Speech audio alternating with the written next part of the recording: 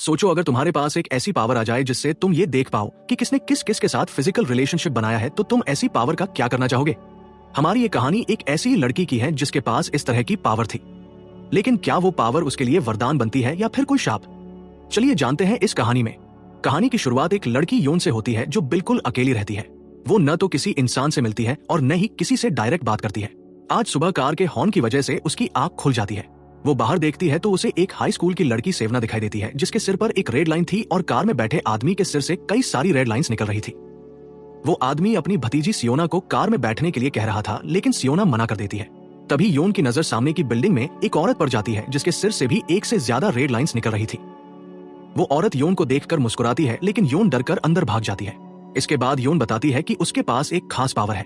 उसे लोगों के सिर से रेड लाइंस निकलती हुई दिखती है, जो एक इंसान को उस दूसरे इंसान से जोड़ती है जिसके साथ उसने फिजिकल रिलेशनशिप बनाया होता है।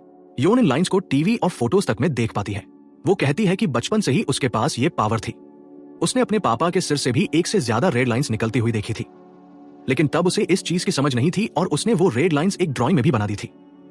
लेकिन जब उसकी माँ ने ये ड्राइंग देखी तो सब समझ गई कि उनका पति उनकी बहन के साथ मिलकर उन्हें धोखा दे रहा है। इसलिए उन्होंने अपने पति को चाकू मार दिया और फिर भाग गई। योन ये सब देख रही थी और उस दिन के बाद से उसे यकीन हो गया कि उसकी ये पावर लोगों की जान ले सकती है। मतलब ये कोई वरदान नहीं बल्कि एक शाप है। योन बताती है कि मैंने अपनी जान लेने की भी कई बार कोशिश की थी, लेकिन हर बार वो जिंदा बच जाती थी। तब उसे पता चला कि वो अमर भी है। ये सारी पावर्स देखने के बाद योन ने अपनी जिंदगी का एक नया मकसद बना लिया। उसे अब पता लगाना था कि ये रेड लाइंस आखिर कहां से आई है, इन्हें किसने बनाया है, और सबसे बड़ा सवाल, क्या इस दुनिया में कोई और भी है जो इन रेड लाइंस को देख पाता है या फिर वो अकेली है? कुछ समय बाद वही दूसरी बिल्डिंग वाली लेडी योन के घर की डोरबेल बजाती है। वो बताती है कि मैं यहाँ पर नई हूँ, मेरा नाम हीवोन है। हीवोन बाहर ही खड़ी होकर काफी फ्रेंडली अंदाज में योन से बात करती है और बताती है कि मैं फल लेकर आई हूँ। लेकिन योन को लोगों से बात करने में डर लगता था, इसलिए वो ना तो दरवाजा खोलती है और ना ही उस औरत की बातों का कोई जवाब देती है। कुछ समय बाद हीवोन फल वहीं पर रखकर चली जाती है और तब योन थोड़ा सा दरवाजा खोलकर उन फलों को उठाती है और खाने लगती है।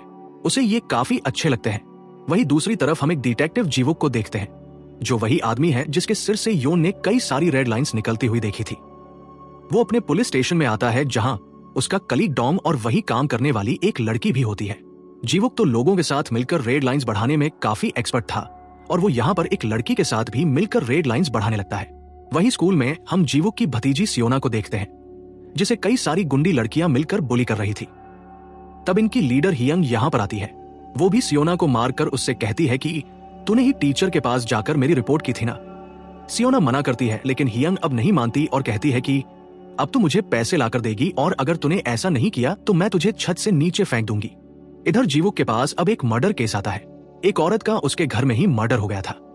लेकिन अजीब बात तो ये थी कि इस औरत के घर से ना तो कोई सामान गायब हुआ था और ना ही औरत का फिजिकल असॉल्ट हुआ था।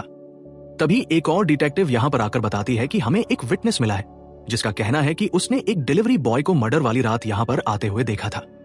ये लोग अब इस केस की जांच करने लगते हैं। वहीं पर हियोन जब पार्सल उठाने के लिए दरवाजा खोलती है तो उसे फिर से वहां पर फल मिलते हैं जो उसी औरत यानी हिवोन ने रखे थे। वो हियोन से दोस्ती करना चाहती थी। हियोन अब फल खाते हुए न्यूज देखने लगती है जिसमें उसी मर्डर केस के बारे में बताया जा रहा था जिस पर जीवुक काम कर रहा है। न्यूज देखते हुए हियोन को एक डिलीवरी मैन दिखाई देता है जिसके सिर पर बस एक ही रेड लाइन थी और वो दीवार के पीछे छुपकर बातें सुनने की कोशिश कर रहा था। योन को ये देखकर शक हो जाता है क्योंकि इस धोखेबाज दुनिया में किसी इंसान के ऊपर बस एक ही रेड लाइन का होना काफी अजीब बात है। और तो और वो आदमी क्राइम सीन पर छुपकर कुछ कर रहा था। तभी योन को अपनी बिल्डिंग के बाहर वही डिलीवरी मैन दिखता है। योन डरकर तुरंत ही अपना फोन उठाती है, लेकिन उसमें बैटरी नहीं थी। वो उसे चार्जिंग पर लगाकर तुरंत उस आदमी को देखती है जो अब सामने वाली बिल्डिंग में हिवोन के पास जा चुका था। योन को शक हो जाता है कि यह आदमी फिर से मर्डर कर सकता है। वो तुरंत ही अपना फोन दोबारा उठाती है जो थोड़ी सी चार्जिंग से ऑन हो गया था। योन तुरंत ही पुलिस को कॉल करके हेलमेट वाले किलर के बारे में बताने लगती है, मगर तभी वो देखती है कि वो आदमी तो असल में हिवोन का बॉयफ्रेंड है और वो दोनों मिलकर रेड लाइंस बढ़ा रहे हैं। योन ये देखकर कॉल काट देती है। अब इसके बाद अगले दिन स्कूल में वो बुली लड़की हियंग देखती है कि सियोना आज स्कूल नहीं आई। वो अपनी साथियों के साथ मिलकर सियोना का लॉकर तोड़ देती है और इसके अंदर उसे एक लव लेटर मिलता है जो सियोना ने एक लड़के को देने के लिए लिखा था। वहीं पर शाम को जब जीवुक घर पहुंचता है तो देखता है कि सियोना आज स्कूल नहीं गई। सियोना अब उससे कुछ पैसे मांगती है। इसी दौरान जीवुक को सियोना के चेहरे और हाथ पर चोटों के निशान दिखते हैं। वो सब समझ जाता है और कहता है कि मुझे बताओ ये किसने किया। सियोना कुछ भी नहीं बताती। जीवुक बालकनी में खड़ा होता है तो उसे योन का रूम दिखता है जो बाकी सबकी तुलना में काफी अजीब लाइफस्टाइल वाला था। अब तभी जीवुक के पास डोंग की कॉल आती है। वो बताता है कि हमने अभी तक डिलीवरी मैन वाले सस्पेक्ट की खबर मीडिया में नहीं दी थी, लेकिन फिर भी कल रात को हमारे पास एक कॉल आई जिसमें एक लड़की किसी डिलीवरी मैन की रिपोर्ट कर रही थी। जीवुक को पता चलता है कि कॉल उसके सामने वाली बिल्डिंग से ही आई थी। वो तुरंत एड्रेस लेता है और फिर हियोन के घर आकर उसका दरवाजा खटखटाने लगता है, लेकिन हियोन दरवाजे के ठीक पीछे खड़ी होती है। वो न तो कुछ बोलती है और न ही दरवाजा खोलती है। तभी ऊपर से एक आदमी उतरता हुआ आता है। वो जीवुक से कहता है कि तुम यहाँ खड़े रहकर अपना टाइम बर्बाद कर रहे हो। वो लड़की जो यहाँ रहती है वो कभी भी बाहर नहीं आती, यहाँ तक कि उसने अपना कचरा फेंकने के लिए एक आदमी को पैसे देकर रखा है। ये बोलकर वो आदमी चला जाता है, लेकिन जीवुक दोबारा से दरवाजा खटखटाता है और कहता है कि कल तुमने पुलिस के पास कॉल की थी ना, मुझे उसी बारे में कुछ पूछना है। इसके बाद योन थोड़ा सा दरवाजा खोल देती है और कहती है कि मुझसे गलती से वो कॉल लग गई थी। मैंने एक आदमी को हेलमेट पहने सामने वाली बिल्डिंग में जाते हुए देखा था। मुझे लगा कि कुछ गड़बड़ है, इसलिए मैंने कॉल कर दी थी, लेकिन वो आदमी उस औरत का बॉयफ्रेंड था। ये बोलकर वो दरवाजा बंद करने लगती है। जीवुक उससे पूछने वाला था कि वो हमेशा बंद कमरे में क्यों रहती है और स्कूल क्यों नहीं जाती, लेकिन योन ने दरवाजा बंद कर लिया। अब इसके बाद रात में हम फिर से उसी डिलीवरी मैन को देखते हैं जो इस बार योन की बिल्डिंग में आता है। योन को उसके आने का एहसास हो जाता है। वो उस आदमी को देखती रहती है। वही शहर में सियोना अकेली बैठी हुई थी। तभी उसके पास हियंग के गैंग मेंबर का मैसेज आता है कि अगर तू कल पैसे लेकर नहीं आई तो अंजाम भुगतने के लिए तैयार रहना। अब तभी सियोना को एक औरत दिखती है जो बैंक से कुछ पैसे लेकर निकल रही थी। सियोना के पास अब कोई दूसरा रास्ता नहीं बचता। वो उस औरत का पीछा करती है और एक सुनसान गली में उससे पैसे छीनने वाली होती है कि तभी वहां से कुछ आदमी गुजरते हैं और सियोना रुक जाती है। वही डोंग जीवुक को बताता है कि जिस औरत का मर्डर हुआ है उसका एक एक्स बॉयफ्रेंड है जो मैथ का टीचर है और वो उसी स्कूल में पढ़ाता है जहां सियोना पढ़ती है। साथ ही वो तुम्हारी सामने वाली बिल्डिंग में भी रहता है। ये सब सुनकर जीवुक मैथ टीचर की फोटो देखता है जो वही आदमी था जो आज उससे मिला था। जीवुक और डोंग को लगता है कि इतना सब कुछ कोई इत्तेफाक नहीं हो सकता। ये दोनों अब पूछताछ करने जाने लगते हैं, लेकिन तभी जीवुक के पास हॉस्पिटल से कॉल आती है। फिर वो डोंग से कहता है कि तुम चलो, मैं थोड़ी देर में आ जाऊंगा। इसके बाद जीवुक फौरन हॉस्पिटल जाने लगता है क्योंकि हॉस्पिटल से उसके डैड अचानक गायब हो गए थे। वो जैसे ही हॉस्पिटल पहुंचता है तो नर्स उसे बताने लगती है कि आपके डैड अचानक से रूम से कहीं चले गए। हमने हर जगह देख लिया लेकिन वो कहीं भी नहीं है। जीवुक बिना कुछ सोचे समझे छत पर जाता है जहां उसे उसके डैड मिलते हैं जो खुद को मारने के लिए नीचे कूदने ही वाले थे। जीवुक ये देखकर परेशान हो जाता है। साथ ही उसके सीधे छत पर आने से हमें यह भी पता चलता है कि उसके डैड पहले भी कई बार सुसाइड करने की कोशिश कर चुके हैं और इसके पीछे जो वजह है वो जानकर आपके होश उड़ जाएंगे। तो इस वीडियो को एंड तक जरूर देखिएगा। खैर, यहाँ पर नर्सेस तुरंत आकर जीवुक के डैड को बचा लेती है। वहीं पर डोंग मैथ के टीचर के घर पहुंचता है। वो डोरबेल बजाता है लेकिन कोई दरवाजा नहीं खोलता। फिर वो खुद ही अंदर जाकर जांच पड़ताल करने लगता है और तभी उसे एक रूम में सारी दीवारें लाल रंग से सनी हुई दिखती है। उसे कुछ गड़बड़ लगती है। वो तुरंत जीवुक को कॉल करके ये सब बताने लगता है, लेकिन पास में ही खड़ा हुआ मैथ का टीचर एक मेटल बैट से उसे मारकर बेहोश कर देता है। अचानक फोन कटने से जीवुक समझ जाता है कि कुछ गड़बड़ है और वो तेजी से वहां पहुंचने लगता है। कुछ समय बाद डोंग एक कुर्सी पर बंध चुका था और अब हमें पता चलता है कि मैथ का टीचर ही असल में वो डिलीवरी मैन है। अब वो एक चश्मा लगाता है और हिवोन के घर जाने लगता है। हिवोन भी ये देख लेती है और उसे एहसास हो जाता है कि इस बार उसके इरादे अच्छे नहीं हैं। वो पुलिस को कॉल करती है लेकिन पुलिस को आने में देर लग जाएगी, इसलिए योन खुद एक चाकू उठाकर हिवोन को बचाने जाने लगती है। लेकिन वो काफी समय से घर से बाहर नहीं निकली थी और उसके पैर अब उसका साथ नहीं देते। वो वहीं गिरकर बेहोश हो जाती है। तभी उसे अपनी माँ दिखने लगती है जो उसे संभालती है। इधर मैथ का टीचर हिवोन के पास पहुंच चुका था और यहाँ हमें पता चलता है कि ये आदमी भी रेड लाइंस देख सकता है। वो देखता है कि उसकी गर्लफ्रेंड कई और लोगों के साथ संबंध बना चुकी है। ये देखकर उसे काफी गुस्सा आता है और वो हिवोन का गला दबाकर उसे मारने लगता है। लेकिन हिवोन, जिसने अपने डर को मात दे दी थी, अब वहां पर आ जाती है। हालांकि उसके हाथ अब भी कांप रहे थे। मैथ का टीचर सारी पॉसिबिलिटीज को कैलकुलेट करता है और हिवोन से चाकू छीनकर उसे ही मार देता है। वहीं नीचे जीवुक भी पहुंच चुका था। उसे जमीन पर योन के चश्मे मिलते हैं। वो सीधे सबसे पहले योन के घर में आता है, जो बिल्कुल भी नॉर्मल नहीं था। इसी बीच हिवोन मैथ के टीचर पर हमला करती है जिससे उसका चश्मा गिर जाता है और वो घबराकर उन्हें ढूंढने लगता है। हिवोन योन को उठाने की कोशिश करती है लेकिन योन अब बेहोश हो चुकी थी। तभी मैथ टीचर को अपना चश्मा मिल जाता है और वो दोबारा हिवोन पर हमला करता है। इसके बाद दोनों के बीच फिर से जोरदार लड़ाई होने लगती है। वही सामने वाली बिल्डिंग से जीवुक भी ये सब देख लेता है। यहीं पर योन होश में आती है और चाकू उठाकर आगे बढ़ने लगती है। इधर योन को खून में सना हुआ देखकर जीवुक भी अपनी गन निकाल लेता है।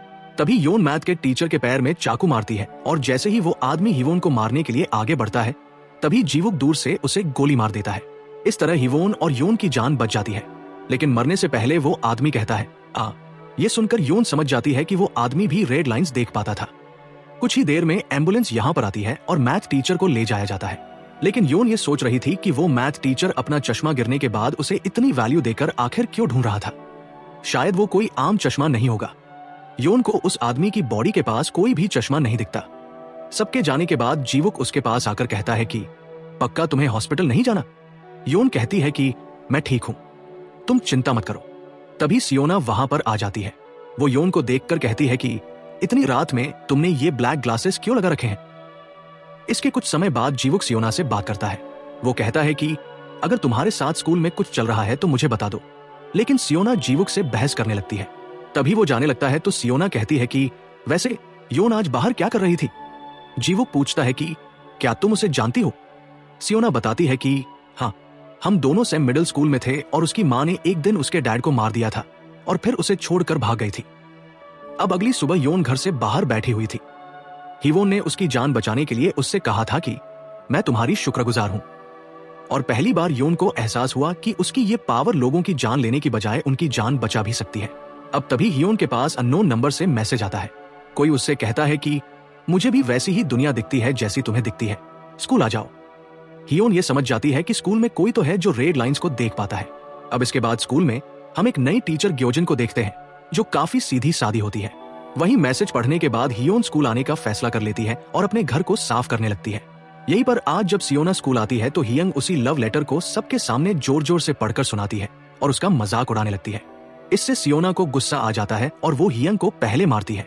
लेकिन हियंग ज्यादा ताकतवर थी। वो सियोना को गिराकर उसे बहुत बुरी तरह मारने लगती है। तभी नई टीचर ग्योजन वहां आ जाती है और हियंग को रोककर लड़ाई छुड़वाती है। लेकिन फिर वो सियोना से ऑफिस में कहती है कि अगर तुम इस तरह पहले हाथ उठाओगी तो मैं तुम्हें नहीं बचा पाऊंगी। तुम्हें लड़ाई शुरू नहीं करनी चाहिए थी। सियोना कुछ भी नहीं कहती। अब इसके बाद जब वो स्कूल से जा रही थी तो उसे अपने लॉकर में एक चश्मा रखा हुआ दिखता है। सियोना उसे उठाकर अपने पास रख लेती है। इधर जीवुक अभी मैथ के टीचर के केस की फाइल देख रहा था।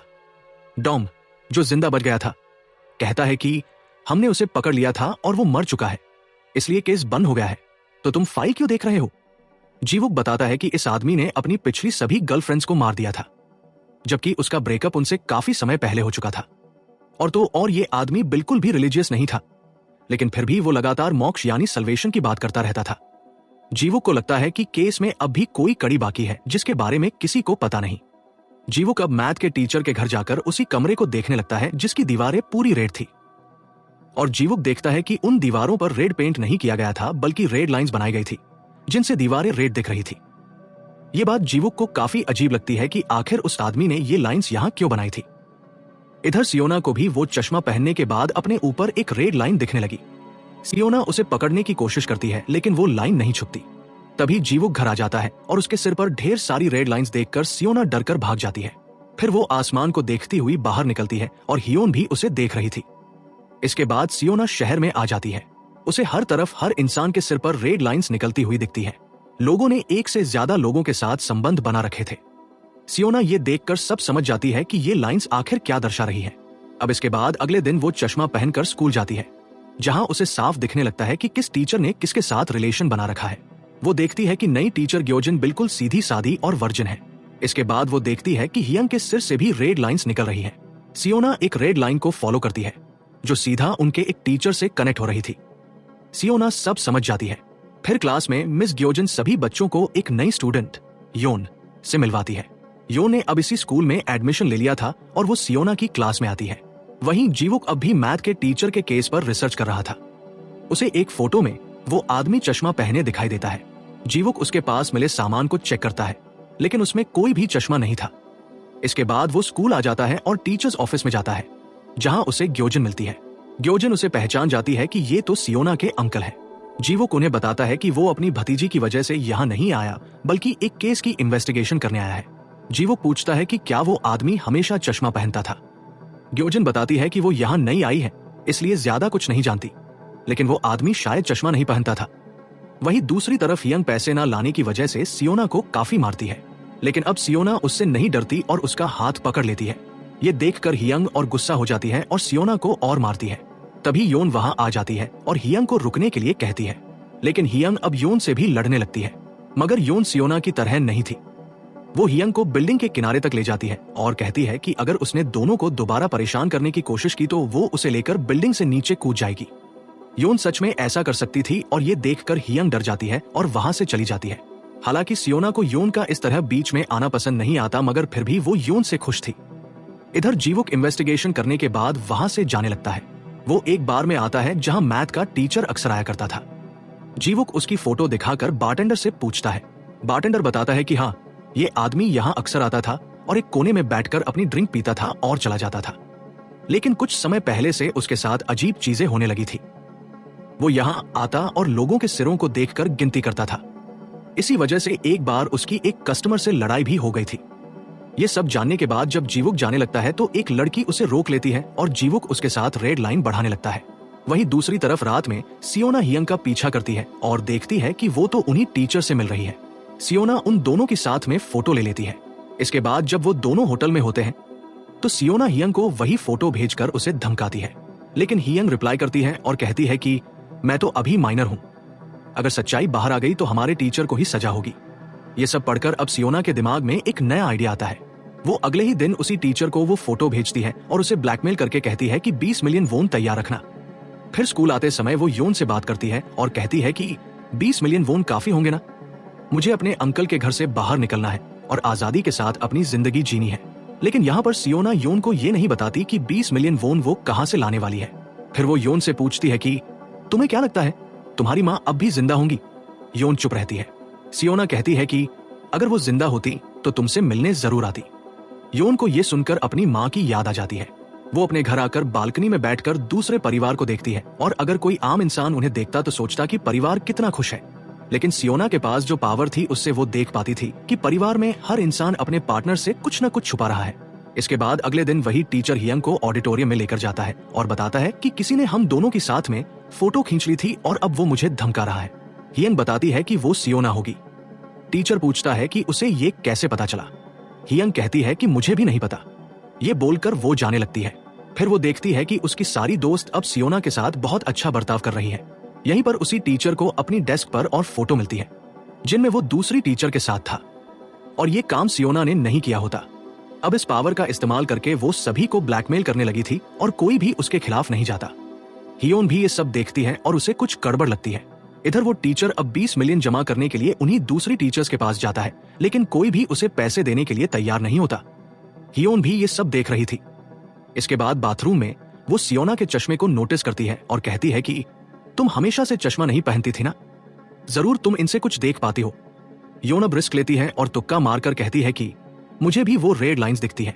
सियोना ये सुनकर हैरान रह जाती है और राज खोल देती है कि उसे इस चश्मे को पहनकर रेड लाइंस दिखने लगी। योन कहती है कि ये पावर काफी खतरनाक है, मुझे ये चश्मा दे दो। लेकिन सियोना चश्मा देने से मना कर देती है और वहां से चली जाती है। अब इसके बाद घर जाते समय भी योन उसके पीछे ही होती है।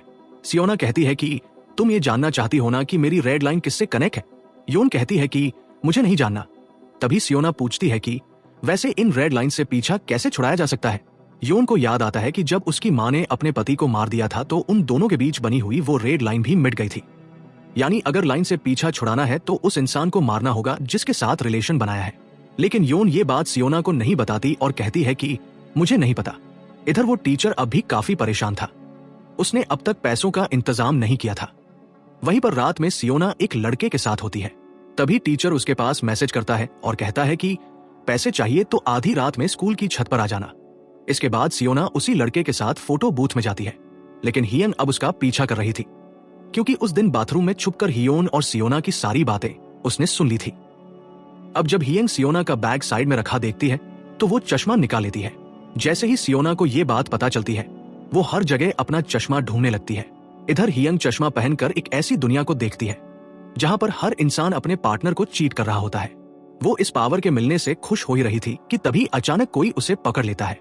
वहीं पर सियोना योन को कॉल करके कहती है कि तुमने ही मेरा चश्मा चुराया है ना? योन मना कर देती है। तभी सियोना देखती है कि 12 बजने वाले हैं।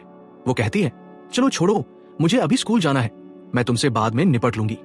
योन को काफी हैरानी होती है कि आधी रात में सियोना स्कूल क्यों जा रही है। यहीं पर सियोना स्कूल की छत पर पहुंच जाती है, जहां पर वो टीचर पहले से ही मौजूद था। सियोना उससे पैसे मांगती है, लेकिन वो सियोना के आगे गिड़गिड़ाने लगता है और कहता है कि मेरी बीवी, मेरे बच्चे हैं, मैं तुम्हें पैसे नहीं दे सकता और तुम्हें ऐसा नहीं करना चाहिए, ये सब गलत है।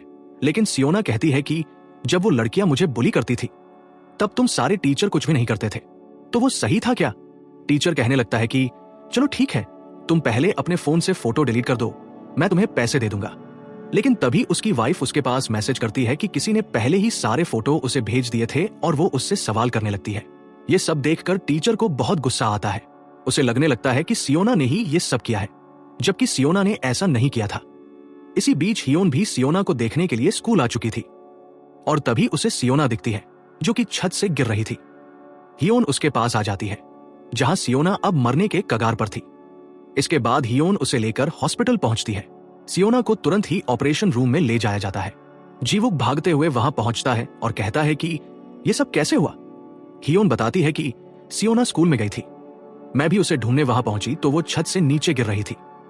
चाहे कुछ भी हो, लेकिन ये सुसाइड नहीं हो सकता, जरूर किसी ने उसे ऊपर से धक्का दिया है। अब इसके बाद हियोन डर से अपने घर लौट आती है। स्कूल में भी सभी को ये खबर पता चल जाती है और हियोन देखती है कि हियन ने भी स्कूल आना छोड़ दिया है।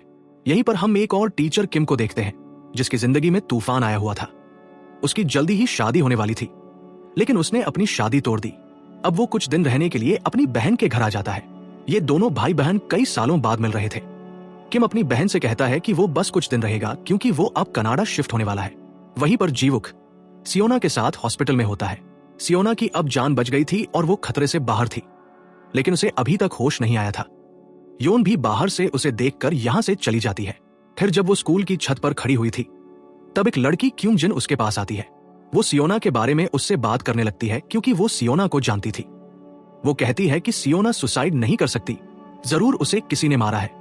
तभी योन को एक लड़का दिखता है जिसने सियोना जैसा ही चश्मा पहन रखा था।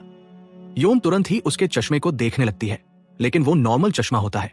योन उस लड़के का चश्मा वापस कर देती है और वहां से चली जाती है। इधर उसी टीचर किम को अपनी बेंच पर एक चश्मा मिलता है। वो ग्यूजिन से इस चश्मे के बारे में पूछता है, लेकिन उसे भी कुछ नहीं पता था कि ये चश्मा किसका है। वो कहती है कि तुम्हें इसे अपने पास ही रख लेना चाहिए, ये तुम पर सूट करेगा। किम उस चश्मे को पहन लेता है, जिसके बाद उसे भी रेड लाइंस दिखना शुरू हो जाती है। कुछ ही समय बाद वो समझ जाता है कि ये रेड लाइंस क्या दर्शा रही हैं। यहाँ पर जीवुक भी सियोना के केस की जांच करने आता है। वो ग्यूजिन से पूछता है कि क्या आप मुझे उस लड़की के बारे में बता सकती हो जो सियोना को बुली करती थी। ग्यूजिन बताती है कि वो लड़की तो अब खुद भी मिसिंग हो गई है। इसके बाद जीवुक उसी लड़के से पूछताछ करता है जो उस रात सियोना के साथ फोटो बूथ में गया था। पूछताछ के दौरान लड़का बताता है कि सब कुछ नॉर्मल था, लेकिन जब वो दोनों फोटो बूथ से बाहर निकले तो अचानक सियोना को कुछ हो गया। उसका कोई जरूरी सामान खो गया था। ये सब जानकर जीवुक सीसीटीवी की फुटेज चेक करता है, जिसमें उसे हियन दिखती है जो सियोना का चश्मा चुरा रही थी। इसके बाद वो एक पार्क के पास जाती है और अचानक गायब हो जाती है। वहीं दूसरी तरफ चश्मा पहनने के बाद किम देखता है कि उसका जीजा उसकी बहन को चीट कर रहा है और उसके सिर से कई सारी रेड लाइंस निकल रही होती है। जब वो दोनों लिफ्ट से नीचे जा रहे होते हैं तो किम देखता है कि उसकी बहन के अलावा उसके जीजा की एक रेड लाइन चौथे फ्लोर पर रहने वाले किसी से कनेक्ट है। थोड़ी बातचीत के बाद जब ये दोनों वापस जाने लगते हैं तो किम चौथे फ्लोर का बटन दबा देता है। जब लिफ्ट चौथे फ्लोर पर रुकती है तो किम देखता है कि उसके जीजा की रेड लाइन वहीं पर जा रही है। इधर जीवुक के चीफ सियोना के केस को बंद करवा देते हैं, क्योंकि अब तक एक भी सबूत नहीं मिला था जिससे ये साबित हो सके कि सियोना को किसी ने धक्का दिया है। जीवुक मना करता है, लेकिन वो नहीं मानते और कहते हैं कि हायप्स के यही ऑर्डर है। दूसरी तरफ किम जब स्कूल आता है तो उसे पता चलता है कि किस टीचर का किसके साथ अफेयर चल रहा है। वो देखता है कि ग्यूजिन के सिर से एक भी रेड लाइन नहीं निकल रही। वो उससे पूछता है कि अगर आपको पता चले कि कोई आपको धोखा दे रहा है तो आप क्या करोगी। ग्यूजिन कहती है कि मैं ये बात सबको बता दूंगी और फिर मजे से ड्रामा देखूंगी। किम के दिमाग में अब कुछ और ही आने लगता है। इसके बाद जब वो अपनी बहन के साथ शॉपिंग करके लौटता है तो उन्हें घर के बाहर एक पैकेट मिलता है जो किसी तेज यो के नाम से आया था। ये देखकर किम की बहन कहती है कि वो आदमी चौथे फ्लोर पर रूम नंबर 401 में रहता है। हालांकि किम देखता है कि उस पर एड्रेस तो इसी घर का है, मगर किम की बहन कहती है कि कभी कभी पार्सल पर गलत एड्रेस आ जाता है। वो पैकेट लेने वाली ही थी, लेकिन किम अब उसी पैकेट को उस एड्रेस पर देने जाने लगता है। वो देखता है कि ये वही रूम है जिसमें रहने वाले इंसान से उसके जीजा की रेड लाइन कनेक्ट हो रही थी। तभी एक लड़की वहां आती है। किम ने पैकेट वहीं पर रख दिया था। वो उसी लड़की को देखता है जो पैकेट लेकर अंदर चली जाती है। इसके बाद किम रूम नंबर 401 के लेटर बॉक्स को चेक करता है और लेटर्स देखता है, जिससे उसे उस लेडी का नाम पता चलता है, शेरिन। इसके कुछ दिनों बाद दोनों भाई बहन मिलकर अपनी माँ के लिए प्रार्थना करते हैं। किम का जीजा यहाँ पर नहीं था। उसकी बहन बताती है कि वो काम के सिलसिले में बाहर गए हैं और कुछ दिनों बाद ही लौटेंगे। वो अक्सर ऐसे ही कई दिनों तक घर नहीं आते। इससे किम को अब उस पर और भी शक होने लगता है। फिर किम की बहन कहने लगती है कि जरूर तुम्हारी होने वाली बीवी ने तुमसे रिश्ता इसी वजह से तोड़ दिया होगा क्योंकि हमारे माँ बाप नहीं है। लेकिन किम बताता है कि ऐसा नहीं है। वो लड़की मुझे धोखा दे रही थी और जब मैंने उसे दूसरे आदमी के साथ पकड़ लिया तो मुझे वहीं पर याद आ गया जब हमारी माँ ने हमारे डैड को दूसरी औरत के साथ पकड़ा था और जिस तरह डैड माँ से गिड़गिड़ा कर माफी मांग रहे थे, उसी तरह वो लड़की भी मुझसे माफी मांग रही थी, लेकिन मैंने उसे छोड़ दिया। अब अगले ही दिन स्कूल में एक नया तूफान खड़ा हो जाता है। किसी ने उसी टीचर और यंग की फोटो को पब्लिक में पोस्ट कर दिया था, जिससे स्कूल में सभी को उनके अफेयर के बारे में पता चल जाता है। साथ ही उस टीचर की डेड बॉडी भी उसकी गाड़ी में मिलती है। उसने सुसाइड कर लिया था और एक सुसाइड नोट भी छोड़ा था, जिसमें वो बताता है कि सच्चाई सामने आने के बाद वो बहुत शर्मिंदा होगा, इसलिए उसने ऐसा कर लिया। जीवुक अब इस केस की भी इन्वेस्टिगेशन करना शुरू कर देता है। वहीं दूसरी तरफ क्योंग जिन योन की दोस्त बन चुकी थी और वो उसी चश्मे वाले लड़के को भी योन से मिलवाती है। उस लड़के का नाम जून होता है। ये तीनों अब साथ में जाने लगते हैं। तभी बाहर जीवुक योन को रोक लेता है। वो योन को अपने साथ लेकर घर आने लगता है और पूछता है कि तुम्हें क्यों लगता था कि सियोना सुसाइड नहीं कर सकती और आखिर वो किस वजह से रात में स्कूल की बिल्डिंग पर गई होगी। योन कहती है कि तुमने सियोना का चश्मा देखा, वो कहां पर है। जीवुक चौंक जाता है और पूछता है कि उस चश्मे का इस केस से क्या लेना देना। योन कहती है कि उस चश्मे को ढूंढो, उसके बाद ही मैं तुम्हें सब बताऊंगी। ये बोलकर वो चली जाती है। वहीं दूसरी तरफ किम को अब अपना जीजा दिखता है, लेकिन वो तो बिजनेस की वजह से बाहर गया था। वो यहाँ क्या कर रहा है? किम के दिमाग में यही सवाल आता है और वो अपने जीजा का पीछा करने लगता है। इसके बाद किम देखता है कि वो आदमी उसी चौथे फ्लोर वाली लड़की चैरिन से मिल रहा है और उसे गिफ्ट भी दे रहा है। किम उसे कॉल करता है और पूछता है कि तुम कहां पर हो। इस पर वो कहता है कि मैं अभी एक जरूरी मीटिंग में हूं। ये बोलकर वो फोन काट देता है, लेकिन इस झूठ को सुनकर किम को बहुत गुस्सा आता है। इसके बाद जब वो दोनों एक होटल में होते हैं तो किम उसे रंगे हाथों पकड़ लेता है। उसका जीजा किम को सारी बातें समझाने की कोशिश करता है, लेकिन किम के ऊपर अब गुस्सा सवार था। वो कोई भी बात नहीं सुनता और कहता है कि अगर तुमने अपनी इस रखेल के साथ सारे रिश्ते खत्म नहीं किए तो अच्छा नहीं होगा, इस बात को याद रखना। ये बोलकर वो चला जाता है। फिर कुछ समय बाद वो अपनी बहन के घर से भी चला जाता है। स्कूल से अपना सामान लेते समय वो ग्यूजन से भी बात करता है। इसके बाद जब वो उसी लड़की चैरिन की इंस्टा प्रोफाइल देखता है तो उसे पता चलता है कि चैरिन प्रेग्नेंट हो गई है और उसने अपनी प्रेगनेंसी की पोस्ट की हुई है। ये सब देखकर किम को काफी गुस्सा आता है। वो तुरंत ही चैरिन को सबक सिखाने वापस आता है, लेकिन यहाँ आकर वो देखता है कि उसकी बहन एक कार में बैठकर दूसरी कार को टक्कर मारने जा रही है और वो दूसरी कार उसी लड़की चैरिन की होती है। किम अपनी बहन को कार से बाहर निकालता है और उसे संभालता है। ऐसा लग रहा था जैसे अब उसकी बहन को उसके पति और चैरिन के अफेयर के बारे में सब पता चल गया है, लेकिन उसकी बहन किम से ही कहती है कि तुमने ऐसा क्यों किया। ये सुनकर किम को काफी अजीब लगता है। फिर यहाँ पर उसका जीजा भी आ जाता है, जो कि सब कुछ देखता है और सबके सामने ही चैरिन के पास चला जाता है। यह देखकर किम को बहुत गुस्सा आता है और वो उसे पकड़कर मारना शुरू कर देता है। तभी उसकी बहन उसे रोक देती है। वो आदमी चैरिन को लेकर चला जाता है। इसके बाद किम की बहन बताती है कि वो आदमी असल में मेरा पति नहीं है, बल्कि वो आदमी उस औरत का पति है और उसने मुझे अब तक अपनी मिस्ट्रेस बनाकर रखा था। लेकिन जब तुमने उससे कहा कि वो अपनी रखेल के साथ सारे रिश्ते खत्म कर दे तो उसने मुझे छोड़ दिया। ये सच्चाई जानकर किम के होश उड़ जाते हैं। उसे समझ नहीं आता कि वो क्या करे। कुछ ही समय में उसकी बहन की बेटी भी यहाँ पर आ जाती है। किम उसे संभालता है। वहीं पर जीवुक भी आता है और सबको संभालता है। वो उसी टीचर के सुसाइड नोट को देख रहा था और तभी उसे कुछ समझ आता है। वो घर आकर सियोना का सुसाइड नोट ढूंढने लगता है, क्योंकि अगर सियोना ने सुसाइड किया है तो उसने भी नोट छोड़ा होगा। लेकिन जीवुक को वहां पर कोई भी नोट नहीं मिलता। वहीं पर हम योन को देखते हैं, जो कि अब एक होटल के पास जाकर उसकी फोटो लेती है, क्योंकि योन अब यहाँ पर काम करने वाली थी। जैसे ही योन फोटो लेकर जाती है तभी कोई उस पोस्टर को हटा देता है।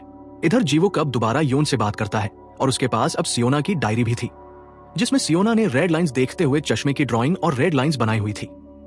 जीवुक वो सब योन को दिखाता है और पूछता है कि वो चश्मा आखिर क्या चीज है।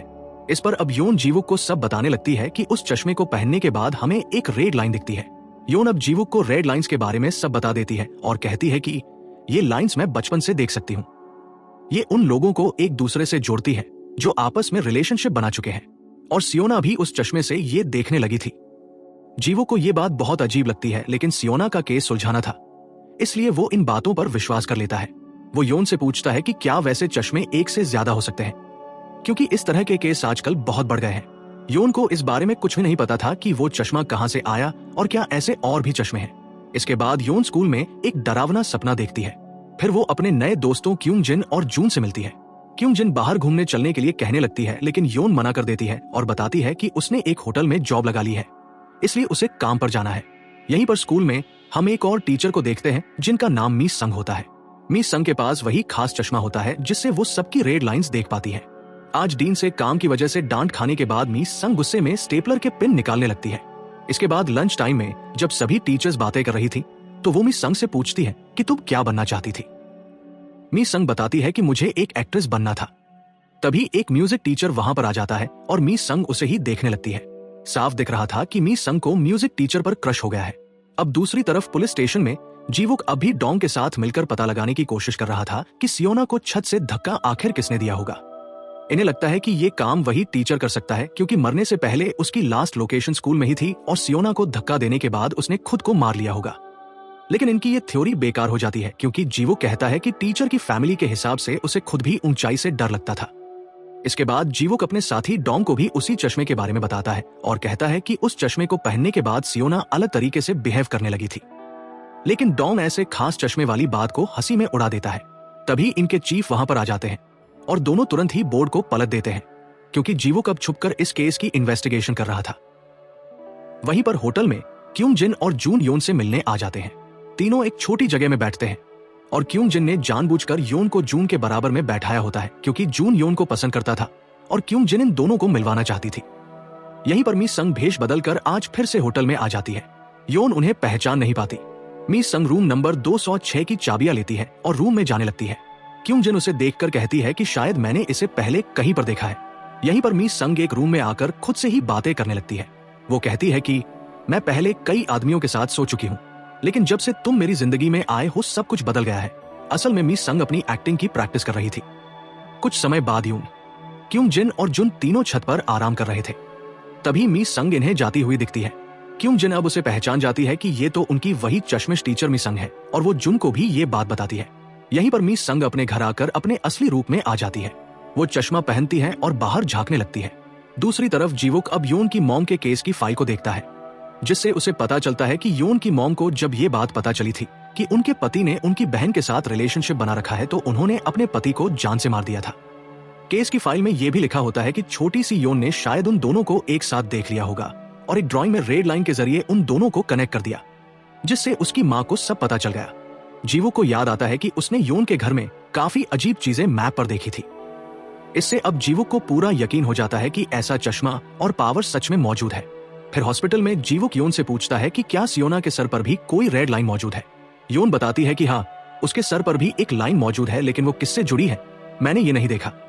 जीवुक कहता है कि क्या वो लाइन स्कूल में उसी लड़के से जुड़ी है जिसे सियोना पसंद करती थी, लेकिन योन मना कर देती है और कहती है कि स्कूल में वो किसी से भी नहीं जुड़ी। इसके बाद योन घर में न्यूज देखती है, जहां पर एक मर्डर की खबर दिखाई जा रही थी। एक आदमी ने किसी का मर्डर कर दिया था और उसने भी बिल्कुल वैसा ही चश्मा पहन रखा था।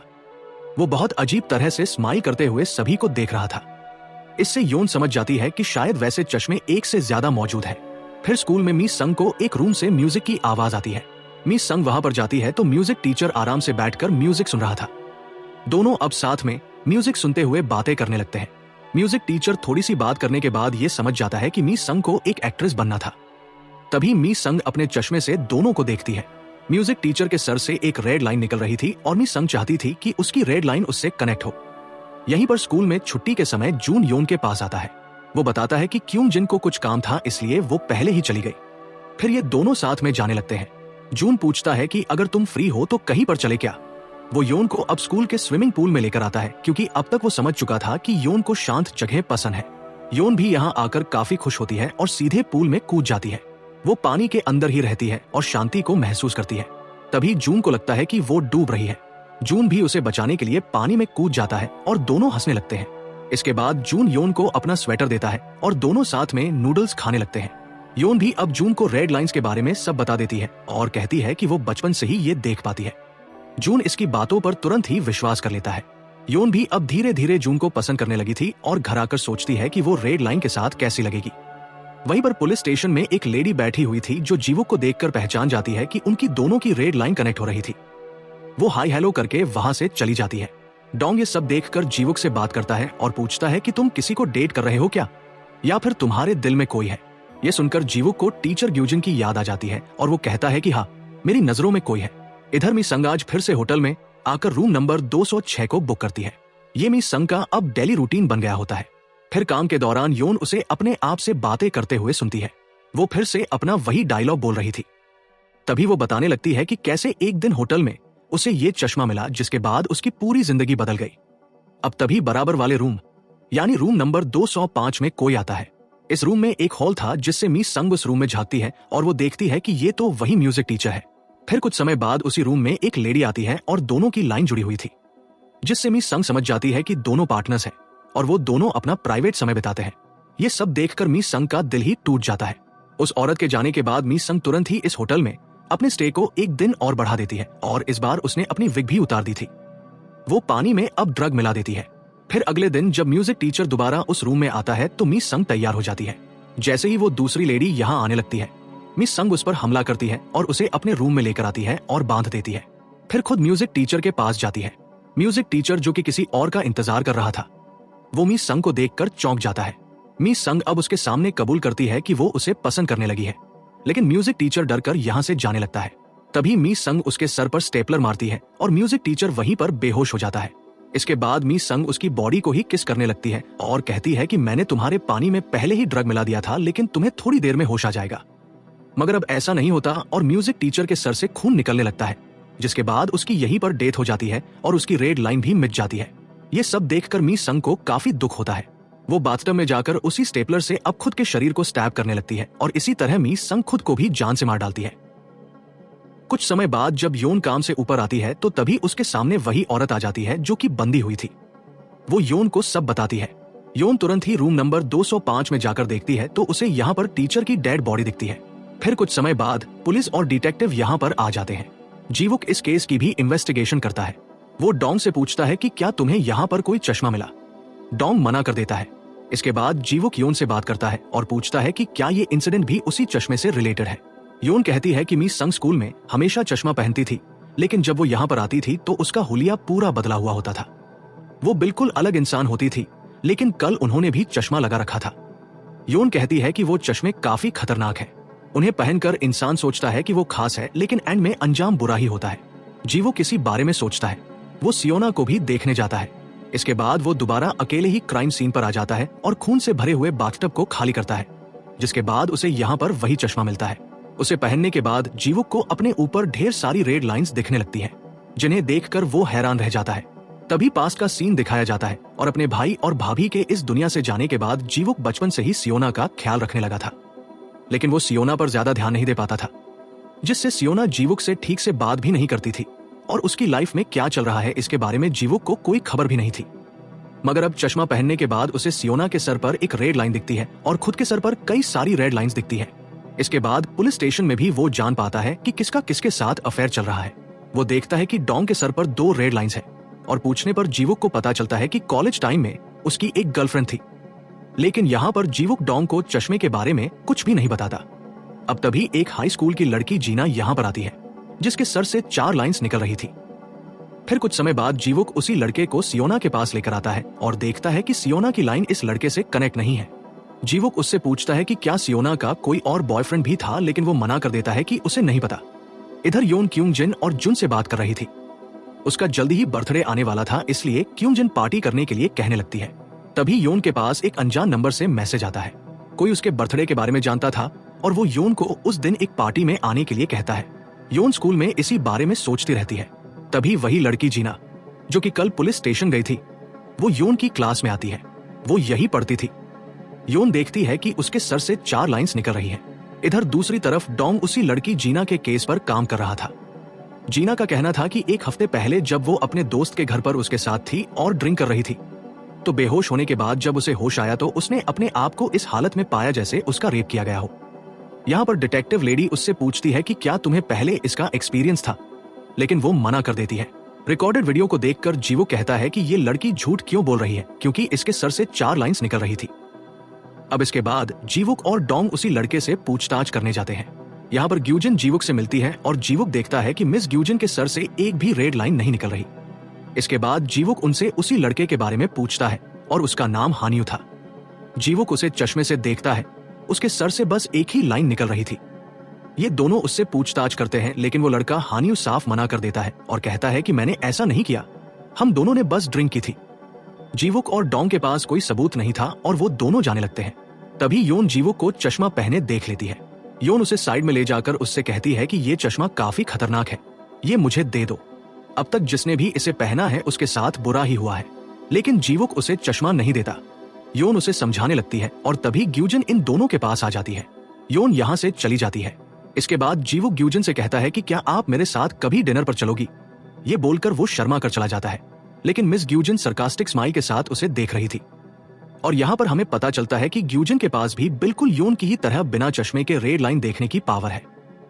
वहीं पर जीवुक और डोंग उसी लड़की जीना के बारे में और पता करते हैं और इन्हें पता चलता है कि जीना अक्सर अपनी दोस्तों के साथ घूमती रहती है और वो लड़कों से मिलती है और ड्रिंक भी करती है। इन्हें लगता है कि शायद जीना हानियों के ऊपर झूठा इल्जाम लगा रही होगी। इसके बाद ये लोग हानियों को पुलिस स्टेशन बुलाकर पूछताछ करते हैं। डोंग उसके मैसेजेस को चेक करता है। वहीं पर दूसरी तरफ जीवुक जीना से पूछताछ कर रहा था। जीवुक जीना से कहता है कि तुमने अपने फोन से हानियों को किए हुए मैसेज डिलीट कर दिए और उन कपड़ों को भी साफ कर दिया जो कि तुमने उस रात पहने थे। और तो और तुम उस इंसिडेंट के बिल्कुल एक हफ्ते बाद रिपोर्ट लिखवाने आई हो। आखिर तुमने ऐसा क्यों किया। लेकिन जीना कहती है कि मैं अब तक सोच रही थी कि शायद वो सब मेरा वहम भी हो सकता है, मगर मुझे शक था और जब मुझे यकीन हो गया तभी मैं रिपोर्ट लिखवाने आई। तभी जीवुक के पास डोंग के मैसेज आते हैं। वो कहता है कि मुझे हानियों से ज्यादा कुछ पता नहीं चल पाया है और मैं उसे अब घर भेज रहा हूँ। फिर हानियों जब जाने लगता है तो जीवुक देखता है कि हानियों की लाइन जीना से कनेक्ट नहीं है। उसे यकीन हो जाता है कि जीना हानियों के ऊपर झूठा इल्जाम लगा रही है, इसलिए वो डोंग से कहता है कि इस केस को खत्म कर दो। इसके बाद रात में जीवुक दोबारा योन से मिलता है। योन उस चश्मे को देखती है और जीवुक को ही वापस कर देती है। तभी जीवुक उसे उसकी मॉम और उसकी पुरानी फोटो दिखाता है जो कि केस फाइल में मौजूद थी। योन अपनी माँ की शक्ल भी भूल गई थी, लेकिन फोटो देखकर उसे उनकी याद आ जाती है। यहीं पर जीवुक उसे बताता है कि इन चश्मों की मदद से हम लोगों की मदद भी कर सकते हैं। योन पूछती है कि तुमने इनसे किसकी मदद की। इस पर जीवुक उसे जीना के बारे में सब कुछ बताता है कि कैसे वो एक लड़के पर झूठा इल्जाम लगाने की कोशिश कर रही थी। तभी योन को याद आता है कि ऐसा नहीं हो सकता, क्योंकि एक हफ्ते पहले उसके सर पर एक भी लाइन नहीं थी और अचानक उसके सर पर 4 लाइन आ गई। जीवुक को जब ये बात पता चलती है तो वो तुरंत डोंग को कॉल करता है और ये दोनों अब दोबारा इन्वेस्टिगेशन करते हैं। ये दोनों हानियों के उसी घर में जाकर उससे पूछताछ करते हैं। जीवुक घर को अच्छे से देखने लगता है, जो कि किसी नॉर्मल लड़के के घर से कुछ ज्यादा ही साफ था, लेकिन इन्हें यहाँ पर कुछ भी नहीं मिलता। वहीं दूसरी तरफ योन उसी होटल में जाती है, लेकिन इस बार उसका कोई पीछा कर रहा था। योन होटल में इसलिए आई थी क्योंकि उसे लग रहा था कि जहां पर जीवुक को वो चश्मा मिला है, जरूर किसी ने जानबूझकर वहां पर उसे रखा होगा। योन ये चेक कर ही रही थी कि तभी जून यहाँ पर आ जाता है। वो कहता है कि मैंने तुम्हें इतनी रात को यहाँ आते हुए देखा और इसलिए मैं तुम्हारे पीछे आ गया। योन उसे झूठ बोलती है कि वो यहाँ पर कुछ भूल गई थी जिसे लेने वो वापस आई थी। यहीं पर ये दोनों अब काफी ज्यादा करीब आ जाते हैं और एक दूसरे को किस करते हैं। वहीं दूसरी तरफ जीवुक को हानियों पर शक हो चुका था और जब वो दोनों क्लोथिंग डोनेशन बिन को चेक करते हैं तो इन्हें यहाँ पर हानियों की बेडशीट मिलती है जो कि बिल्कुल सही हालत में थी। ये लोग उसकी जांच के लिए उसे फॉरेंसिक डिपार्टमेंट भेजते हैं। डोंग कहता है कि तुम्हें बेडशीट ढूंढने का आइडिया आखिर कैसे आया। जीवुक कहता है कि उसकी बेडशीट का रंग उसके इंटीरियर से मैच नहीं कर रहा था और वो वहां नहीं थी, इसलिए मुझे कुछ गड़बड़ लगी। ये दोनों समझ जाते हैं कि हानियों कुछ तो छुपा रहा है। अब इसके बाद स्कूल में क्लास के दौरान हानियों को दोबारा पूछताछ के लिए बुलाया जाता है क्योंकि उसकी फेंकी हुई उसी बेडशीट पर जीना का ब्लड मिला था। लेकिन हानियों कहता है कि मुझे नहीं पता उसका ब्लड मेरी बेडशीट पर कैसे आया। इसके बाद जीवुक भी यहाँ पर आ जाता है। वो कहता है कि मैं जानता हूँ तुमने उसके साथ कुछ भी नहीं किया, लेकिन अगर तुम खुद ही सच बता दो तो अच्छा रहेगा। इसके बाद जीवुक उससे पता कर लेता है कि उसने ड्रिंक किस समय पर और कहां से खरीदी थी। ये लोग सीसीटीवी की फुटेज को चेक करते हैं, लेकिन इसमें वो नॉर्मल ही ड्रिंक खरीदता हुआ दिख रहा था। अब तभी जीवुक 4 लड़कों को नोटिस करता है जो कि सेम टाइम पर उसी बिल्डिंग में गए थे, और जब वो लोग वापस आते हैं तो उनके सर पर एक एक लाइन बढ़ चुकी थी। जीवुक ये देखकर सब समझ जाता है। वही स्कूल में योन भी ये देख लेती है कि जीना की रेड लाइन स्कूल में 4 लड़कों से कनेक्ट है। वो तुरंत ये बताने के लिए जीवुक को कॉल करती है, लेकिन जीवुक पहले ही यहाँ पर आ चुका था। इसके बाद उन्हीं चारों लड़कों को पकड़कर उनसे पूछताछ की जाने लगती है। जीवुक एक लड़के को देखता है जो कि सबसे ज्यादा डरा हुआ था। जीवुक अपना दिमाग चलाकर उसे किसी तरह सच बोलने के लिए मजबूर कर देता है, और फिर वो लड़का सच बोलता है और बताता है कि ये सब उस लड़के हानियों का प्लान था। इसके बाद बाकी सारे लड़के भी सच बता देते हैं कि ये सारा हानियों का ही प्लान था। उसने हमसे पैसे लेकर ये सब करवाया था। फिर हानियों के खिलाफ इन्हें सबूत भी मिल जाता है, और इस तरह अब हानियों पर कोर्ट में केस चलेगा। योन को भी ये सब पता चलता है। योन भी अब अपने सर पर एक रेड लाइन लाने के बारे में सोच रही थी। अब तभी जीवुक के पास हॉस्पिटल से कॉल आती है। वो योन से कहता है कि यहां से तुम अकेली चले जाओ, मुझे जल्दी में वहां जाना होगा। इसके बाद वो तुरंत ही हॉस्पिटल जाने लगता है। वो अपने डैड को देखने हॉस्पिटल पहुंचता है तो उसे पता चलता है कि उसके डैड यहां से गायब हो गए हैं, और सीसीटीवी में एक लेडी उन्हें ले जाती हुई दिखती है। जीवुक ध्यान से देखता है तो पता चलता है कि ये तो वही टीचर मिस ग्यूजिन है। अब तभी कोई अनजान नंबर से उसके पास सियोना की फोटो भेजता है। जीवुक समझ जाता है कि सियोना की जान खतरे में है, और वो तुरंत ही सियोना के पास जाने लगता है। यहाँ आकर वो देखता है कि सियोना बिल्कुल ठीक है, लेकिन तभी जीवुक देखता है कि सियोना की रेड लाइन अब हिलने लगी है और वो इंसान बाहर ही मौजूद है। जीवुक तुरंत ही अपनी गन निकाल लेता है, लेकिन तभी सबसे बड़ा खुलासा होता है।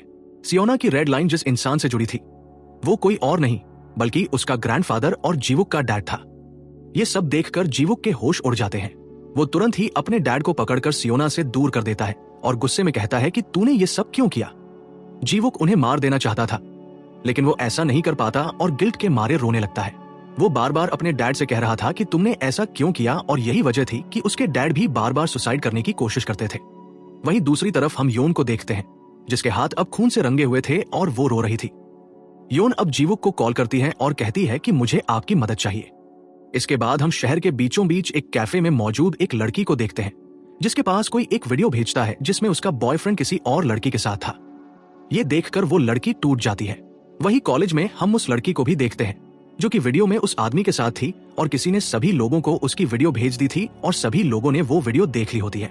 वहीं वो कैफे वाली लड़की अब अंदर से टूट चुकी थी और खुद को मारने का फैसला करती है, लेकिन मौके पर पहुंचकर ग्यूजिन उसे बचा लेती है और ग्यूजिन उसे चश्मा देकर यहाँ से चली जाती है। यानी कि अब तक सभी लोगों को चश्मा ग्यूजिन ही दे रही थी। वहीं दूसरी तरफ कुछ समय पहले का सीन दिखाया जाता है जब योन ने जून को मिलने के लिए बुलाया था। आज योन का बर्थडे होता है और योन जून से एक फेवर मांगती है, जिसके बाद योन के पास भी एक रेड लाइन आ चुकी थी। इसके बाद वो दोनों बाहर घूमने लगते हैं। तभी जून उसके लिए बर्थडे केक लेने जाता है। योन वहीं पर खड़ी होकर मिरर में अपनी रेड लाइन देखने लगती है, मगर तभी कोई आवाज आती है और अचानक से योन की रेड लाइन अब मिटने लगती है। वहीं दूसरी तरफ पता चलता है कि वापस आते समय जून के ऊपर कुछ सरिये गिर गए, जिससे मौके पर ही जून की मौत हो जाती है। ये देखकर योन अंदर से टूट जाती है, क्योंकि उसे अभी ही एक सच्चा प्यार मिला था। लेकिन एक पल बिताने के बाद वो योन से दूर हो गया। अब वो एक तरफ बैठकर रोने लगती है और तभी उसके पास अनजाने नंबर से एक मैसेज आता है। किसी ने क्यों जिन को किडनैप कर लिया था। वो इंसान ये भी जानता था कि आज योन का 17वां बर्थडे है। वो इंसान योन को एक अनोखे रूम में आने का इनविटेशन देता है। ये देखकर अपने खून से सने हाथों के साथ ही योन जीवुक को मदद के लिए कॉल करती है। फिर योन जीवुक से मिलकर उसे सब बताती है। जीवुक भी उससे पूछता है कि क्या तुम्हें पता था कि सियोना की रेड लाइन मेरे डैड से जुड़ी है। योन कहती है कि अगर मुझे पता होता तो मैं आपको जरूर बताती। जीवुक को अब भी काफी गुस्सा आ रहा था। अब तभी योन बताती है कि इस दुनिया में उसका कोई भी नहीं था, लेकिन पिछले कई सालों से कोई अनजान इंसान उसे हर साल बर्थडे पर कुछ भेजता था।